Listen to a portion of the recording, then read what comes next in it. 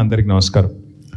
2 ఏళ్ళకెళ్ళి ఇక్కడ రాష్ట్రంలో ఏం నడుస్తుంది అంటే, చిన్నగా ఉన్నప్పుడు నేను ఒక సినిమా చూసిన స్కూల్లో ఉన్నప్పుడు, అహానా పెళ్ళంట అని ఒక సినిమా చూసిరా అందరూ? టీవీలలో బాగా వస్తుంటుంది.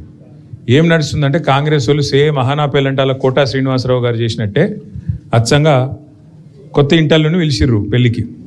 పిలిచినాక అల్లుడేమన్నాడు, మామ నాకు చికెన్ బిర్యానీ తినాలనిపిస్తుందని అన్నాడు. అంటే ఏం చేసిండు, ముంగట తెల్లన్నం పెట్టి అందులో కొంత పచ్చడి వారేసి ముంగట కోడిని కట్టేసినాడు.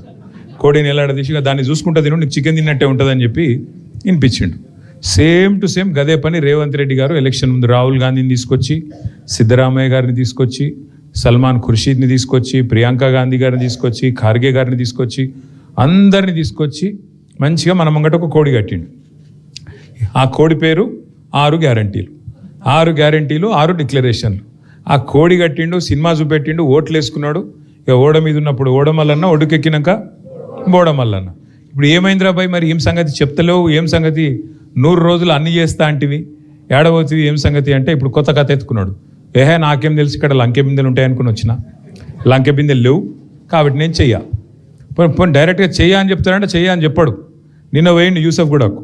ఇప్పుడు మా కమలాకరన్ అంటుండు పక్కకెళ్ళి, యూసుఫ్ కూడా కేవలం పిలిచినట్టే. అదే కొన్ని సన్మానాలు ఉంటాయి. ఎట్లా అంటే, మన దండ మనమే తీసుకుపోవాలి, మన షాలు మనమే పట్టుకపోవాలి, అట్లా మనను కపెటోని కూడా మనమే కొంటపోయి బల్మీటికి మనది మనం సన్మానం చేయించుకొని ఆడికెళ్ళి రావాలి. పెట్టుకున్నాడు నిన్న అక్కడ ఒకటి పెట్టుకొని పోతే, పెద్ద ఇక చీఫ్ మినిస్టర్ వస్తుండు, డామ్ డూమ్ డీమ్ డామ్, 1000 మంది స్వచ్ఛందంగా తండోపతండాలుగా రండి అంటే ఆడ బారాన కుర్చీలు ఖాళీ ఉన్నాయి. వచ్చిన వాళ్ళు కూడా ఒకళ్ళు అడు చూస్తుర్రు, ఒకళ్ళు ఇడు చూస్తుర్రు, ఎక్కడ కూడా ఏం లేదు. ఇక ఆడ పోయి ఏదో లేనిపోయిన ఆవేశం తెచ్చిపెట్టుకొని డైలాగులు కొట్టిండు కొన్ని.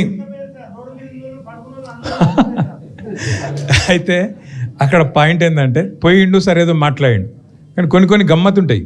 అప్పుడప్పుడు మనకు తెలియకుండానే కొన్ని నిజాలు బయటకు వచ్చేస్తాయి. రేవంత్ రెడ్డి గారు చాలా చెప్పిండు నిన్న, నేను ఇట్లా నేను అట్లా అని చెప్పి ఆఖరికి ఒక మాట అన్నాడు, నేను చెప్పిన ప్రతి మాట నిలబెట్టుకుంటాను, నేను చెప్తలేను, నేనేం దేవుని కాదు. మాకు అది ఎప్పుడో ఎరికే. 2 ఏళ్ళ కిందటే మొత్తం తెలంగాణ ప్రజలందరికీ అర్థమైపోయింది, నువ్వు ఏందో, నీ కథ ఏందో, నీ ఎత్తెంతో, నీ పొడవు ఎంతో అన్నీ తెలిసిపోయినాయి. ఇప్పుడు ఎవడు నమ్మేటోడు కూడా మార్కెట్లో లేడు. వాస్తవం ఏంటి అంటే, ఈరోజు రాష్ట్రంలో కాంగ్రెస్ పార్టీకి ఓటు వేయాలి అని ఉత్సాహంగా ఉరుకులాడేటోళ్ళు అయితే ఎవరు, నాకు తెలిసి అయితే వాళ్ళు కనబడతలేరు. రైతులు చూడండి, ఇవాళ రైతు ఏ రైతైనా సరే రాష్ట్రంలో ఈరోజు మొత్తం మంత్రులు జూబ్లీలు చుట్టూ తిరుగుతున్నారు, గల్లీ గల్లీ గల్లీ గల్లీ తిరుగుతున్నారు, గల్లీ లీడర్ల కంటే అధ్వానంగా తిరుగుతున్నారు. అక్కడనేమో కింద ఆదిలాబాద్లో పత్తి మార్కెట్లోకి వచ్చింది. పత్తిలకు వర్షం పడితే ఏమైతే తేమ పెరుగుతుంది, తేమ పెరిగితే వాడు కొనేటోడు ఉండడు, వాళ్ళని పట్టించుకునేవాడు లేడు. వ్యవసాయ మంత్రి ఓడు, ముఖ్యమంత్రి పట్టించుకోడు, జిల్లా మంత్రి దేకడు, ఇంకొక మంత్రి కానడు. అట్లాంటి పరిస్థితి వాళ్ళు ఉన్నారు. మొత్తం రాష్ట్రంలో ధాన్యం కొనుగోలు కేంద్రాలకు చేరింది, ధాన్యం కొనుగోలు చేసింది లేదు, కొనేటోడు లేడు, అడిగేటోడు లేడు, సమీక్ష చేసేటోడు లేడు. పాపం రైతులు విధి లేక మళ్ళీ మార్కెట్లో ప్రైవేట్ వాళ్ళకు, దళారులకు అమ్ముకునే పరిస్థితి వచ్చింది. వాళ్ళని అడిగినోడు లేడు. రైతులు ఉడికిపోతున్నారు. ఇప్పుడే పొన్నాల లక్ష్మయ్య గారు చెప్పినట్టు, బోనస్ ఇచ్చుడు లేదు, పోని టైంకు పెట్టుబడి ఇచ్చుడు లేదు, పోని విత్తనాలు టైంకి అందించుడు లేదు.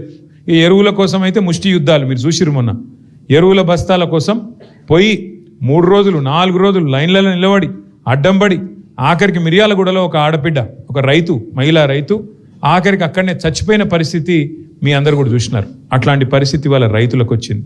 పోనీ యువకులు సంతోషంగా ఉన్నారా, పిల్లలు సంతోషంగా ఉన్నారా అంటే, వాళ్ళకి ఇట్లనే చెప్పిండు మొత్తం కథలు. మొదటి సంవత్సరమే 2 లక్షల ఉద్యోగాలు ఇస్తా అన్నాడు.